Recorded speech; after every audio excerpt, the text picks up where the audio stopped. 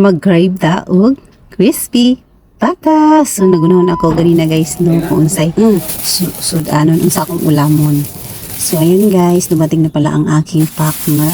Hindi ko akalain na may dala pala siyang ulam, kung anong ulam yan. So ayan, pagbukas ko guys, so ayan, kasi mainit-init pa yan siya, nakalagay sa plastic at saka foil. So ayan, pagbukas ko guys, yan pala. Wow! Crispy pata. So hindi ko alam kung ano yung nasa ilalim nyo, parang crispy din yan siya. Crispy na crispy din yung kanyang ganyan. Yung lagay ko na toppings. Masarap talaga siya guys. So may libreng sauce pa rin ang lagay guys.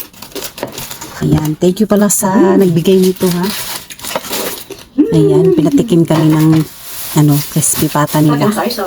So ayan guys. Dahil nagutom ako. So iprepare ko na yung sauce. Para ay nanghalian na kami. So, ang sarap pa nito guys. Tagal din akong hindi nakakain ng crispy pata. So, ayan. Lami lagi kaayo ni oy. Hastang lami apoy din na dili. Magkanon guys kaya na. Kan crispy ba na nasa ibabaw o. Hastang crispyhan na guys. Nya.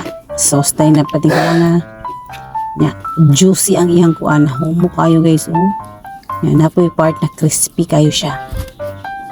So, yan guys. Nagkain na kami niyan. Busog na busog. So, thank you for watching. Bye guys. Please like, follow, and share. Bye, bye, bye.